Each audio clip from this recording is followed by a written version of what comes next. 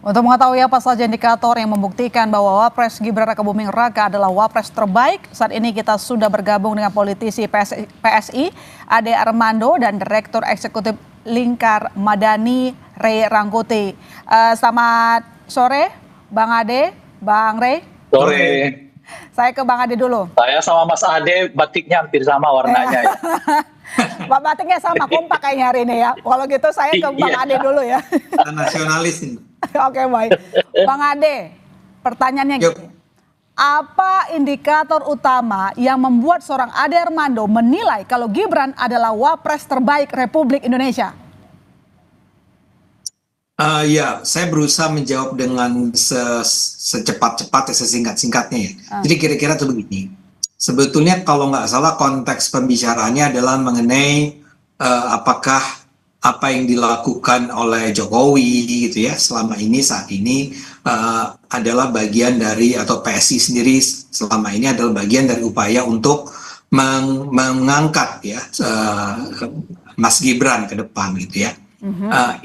Itu konteks pembicaraannya. Nah, dalam hal itu saya mengatakan bahwa berbeda barangkali dengan ungkapan para jenderal itu, para jenderal purnawirawan yang mengatakan bahwa Gibran itu harus dimakzulkan ya, walaupun baru 7 bulan dia sudah harus dimakzulkan. Dan itu kan juga mendapat dukungan dari banyak pihak ya, bahwa ini adalah seorang wakil presiden yang tidak berkualitas, yang tidak memiliki kapasitas, dan karena itu ini berbahaya. Apalagi bahkan ada analisis tentang bagaimana kalau sampai Pak Prabowo meninggal ya, maka yang akan menjadi penggantinya bagi Gibran. Hal-hal semacam itu kan sering kita dengar ya.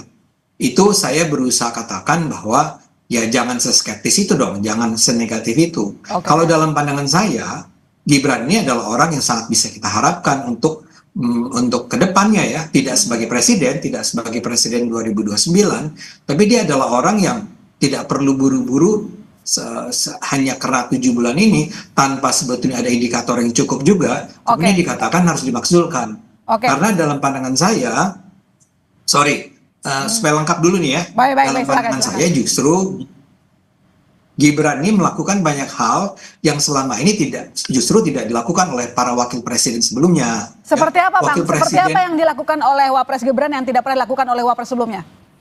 Oke, kita lihat Wapres sebelumnya selama itu tuh lebih ditempatkan sebagai pelengkap ya. Jadi kayak ban serep, ketika presidennya meninggal atau sakit atau berhalangan, dia yang menggantikannya. Ini udah berlangsung sejak dulu ya, sejak zaman Orde Baru ya, walaupun barangkali banyak wakil presiden itu yang terkemuka ya, contohnya paling gampang adalah ada Tri Sutrisno, ada Sudarmono, ada Malik ya, tapi waktu itu mereka sebetulnya lebih sebagai pelengkap.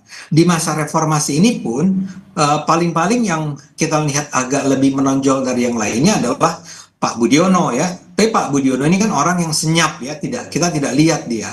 Sementara di zamannya Pak Prabowo ini, kelihatan Pak Prabowo ini ingin agar wakil presiden ini lebih muncul, lebih sejak hari pertama dia menjabat, sudah turun lapangan, sudah melakukan program, sudah bicara dengan masyarakat, sudah bikin video-video yang menjelaskan kepada masyarakat tentang program-program yang sebetulnya sulit, kayak hilirisasi nikel, AI, dan macam-macam. Nah, jadi apa yang dilakukan oleh Mas Gibran selama 7 bulan terakhir, itu sudah dengan sangat baik menurut saya dia lakukan, dan menunjukkan bahwa kalau ini yang akan menjadi wakil presiden Pak Prabowo selanjutnya, selama 5 tahun nanti, dia adalah seorang wakil presiden yang sangat bisa kita percaya, bisa sangat kita harapkan. Itu konteks. Konteksnya punya terobosan lah sebagai Wapres begitu. Saya ke Bang Ray.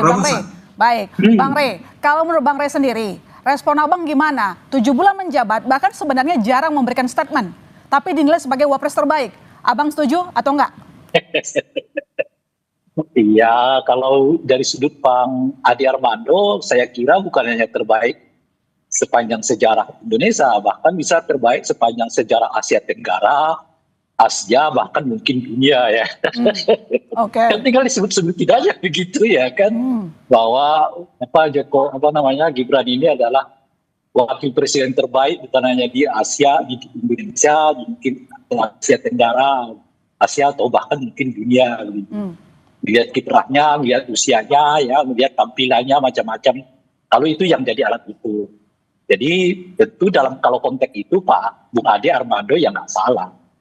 Bahkan menurut saya, waduh kecil banget ya, cuma sepanjang sejarah Indonesia, kenapa nggak disebutin Asia Tenggara, Asia bahkan dunia gitu loh sekalian.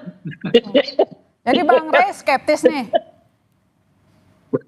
Bukan skeptis. Tapi gimana lagi menjelaskannya bahwa Gibran itu presiden terbaik ya dalam sejarah. Tapi saya kira tadi penjelasan Bung Ade Armando itu seperti meralat ya, atau setidaknya meluruskan persepsi publik terhadap apa yang beliau ucapkan sebelumnya. Bahwa yang dimaksud itu tidaklah seperti hitam putih begitu, kira-kira begitulah. Nah, tapi penjelasan itu juga saya menangkapnya, sebetulnya pemilihan Bung Ade Armando itu lebih banyak berdimensi politiknya gitu ya, ketimbang misalnya berdimensi objektivitas akademiknya gitu. Nah, kalau pandangnya politik ya itu yang saya sebut kenapa sih tanggung-tanggung, bilang aja sekalian wapres terbaik di dunia gitu. Juga politik ya kan. Gimana? Tapi kalau pertimbangan akademik objektif ya tentu kita bisa berdebat lebih panjang sebelum sampai pada kesimpulan bahwa Gibran itu adalah wakil presiden terbaik di Indonesia saat ini.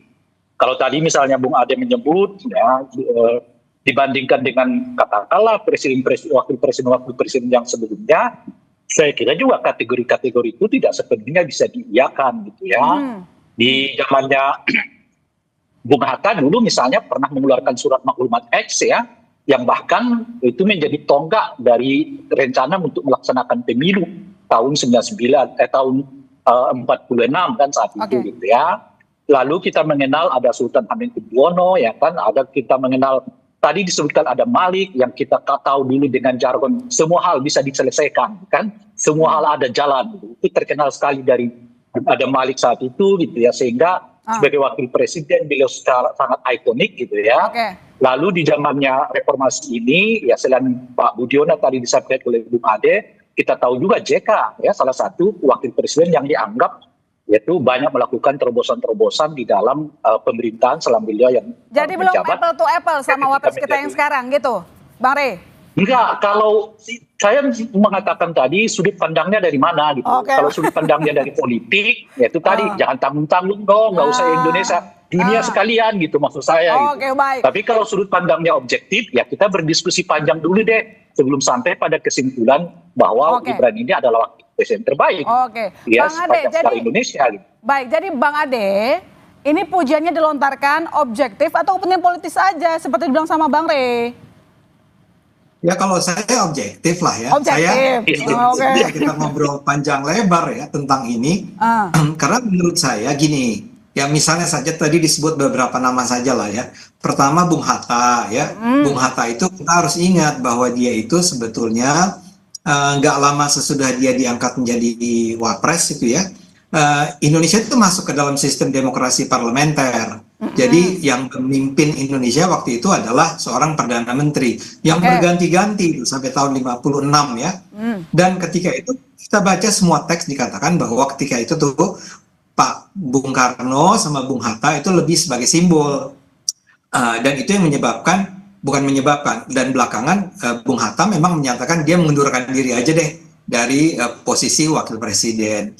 Kemudian juga kalau dikatakan misalnya yaitu semua wakilnya Soeharto. Menurut saya semua wakil Soeharto itu tidak berdaya apa-apa di hadapan seorang pemerintah, seorang presiden yang sangat otoriter seperti Soeharto ya. Bahkan itu yang menyebabkan Sultan Hamengkubuwono nggak mau lagi menjadi wakil presiden karena menurut dia nggak bisa apa-apa berhadapan dengan Soeharto. Soeharto ini sudah semakin lama semakin korup menurut pikiran dia ya. Nah kemudian barangkali, saya mau kutip juga nih apa yang disebut oleh Denny Siregar ya di dalam Twitternya yang X-nya itu yang kemudian viral itu. Dia bilang sama, wah kayaknya dia melihat saya tidak melihat atau saya berpandangan Gibran itu lebih berkualitas daripada Bung Hatta dan B.J. Habibie. Saya bilang sekarang bahwa gini loh ya, yang namanya Bung Hatta itu memang kebetulan dia menjadi seorang wakil presiden di masa pemerintahannya adalah parlementer, dan parlementer itu yang berkuasanya adalah Perdana Menteri. Sementara B.J. Habibie itu hanya menjadi wakil presiden selama 2 bulan Oke. menjelang kejatuhannya menjelang kejatuhannya Soeharto. Jadi menurut saya konteks itu harus dibaca dong ya. Ya buat saya sih, saya nggak lihat Asia Tenggara. Saya lihat buat Indonesia sekarang ini, Mas Gibran ini adalah seorang wakil presiden yang sangat qualified, sangat baik ya. Itu pendapat saya memang. Dan saya merasa bahwa ini saya sampaikan secara objektif ya, bukan sekedar politik. Buat apa pula saya bermain politik dalam hal ini, nggak ada untungnya juga kan ya. Jadi itu pendapat saya. Oke, Bang Rey, tapi sebenarnya ada nggak kira-kira tolak ukur untuk memberikan penilaian Nggak kepada ada pejabat tolak publik? ukurnya, Nggak semua ada. sekarang buat tolak ukurnya masing-masing. Bung Ade juga buat tolak ukurnya ya Nah, kan, tolak dengan ukurnya Bang mengatakan Ade bahwa kepada wapres kita sekarang ini sudah oke belum? Tepat nggak? Baru 7 ya bulan jelas, soalnya. kalau cara pandang Bung Ade udah jelas kan, ya Nah, memang kalau begitulah. menurut Bang Rey gimana? Menurut Bang Rey gimana? Jelas Ya tidak. bagi saya, ya jelas tidak juga. Jangankan bagaimana menjadi wakil presiden terbaik lahir dari 2 peristiwa yang sangat terciderai kan. Satu peristiwa pengangkangan konstitusi, yang kedua dinasti politik.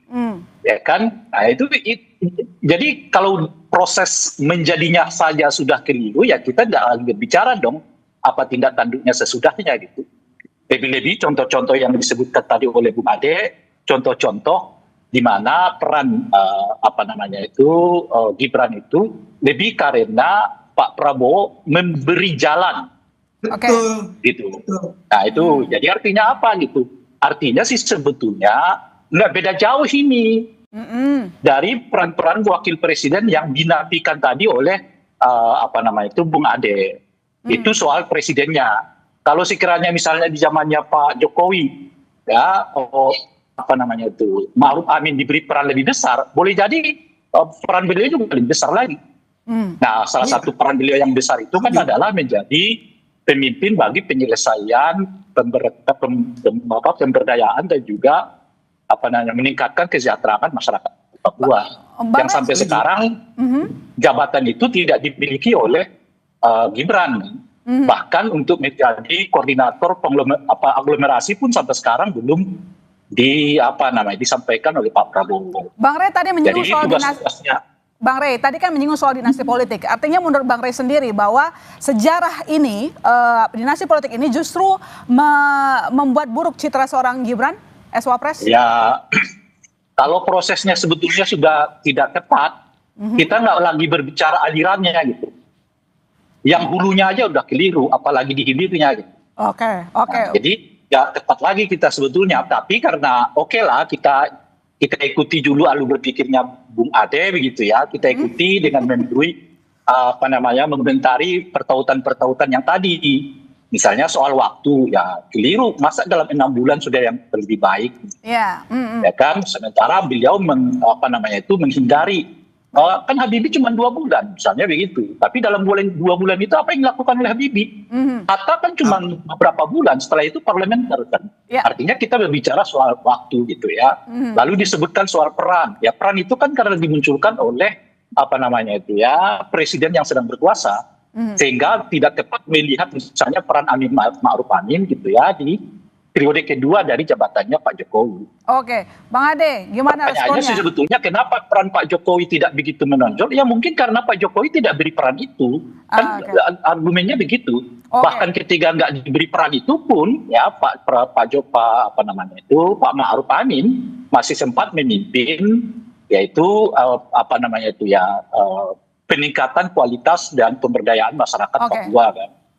Yang itu sampai sekarang belum diterima oleh Gibran. Gibran ini ibarat bahasa yang simple aja lah kita sebut, masih tukang gunting pita lah gitu. Belum ada sebetulnya tanggung jawab besar yang dibebankan kepada saudara Gibran.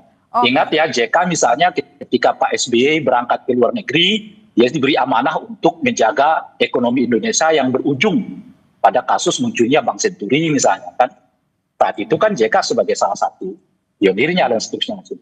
Jadi intinya adalah menyebut Gibran sebagai wakil presiden terbaik dan tidak terbaik itu dengan kacamata sendiri-sendiri, ya silakan aja. Cuma yang menurut saya itu penilaian itu ya penilaian yang serba tanggung karena dasarnya tentang politik, nggak bisa dihindari, itu bukan politik gitu.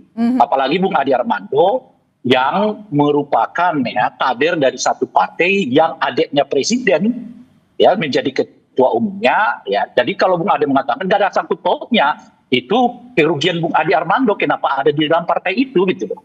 Sehingga kalau berbicara yang menurut Bung Adi Armando sekalipun objektif, ya orang tetap akan bertanya bagaimana kita bisa memisahkan Adi Armando sebagai PSI dengan Adi Armando sebagai katakanlah akademik dengan pilihannya objektif. Gitu. Lagi pula ya apa namanya itu substansi yang disebutkan tadi oleh Bung Adi Armando memiliki kelemahan yang cukup banyak gitu, sehingga kelihatan kesimpulan bahwa Gibran itu sebagai presiden terbaik itu terlalu terburu-buru, terlalu dipaksakan dengan argumen yang tentu menurut argumen ala kadarnya yang menurut Bung Ade adalah argumen terbaik gitu. Dan oleh karena itu saya mengatakan jangan tanggung Bung Ade, kenapa cuma Indonesia? Sebut aja sekaligus dunia gitu loh.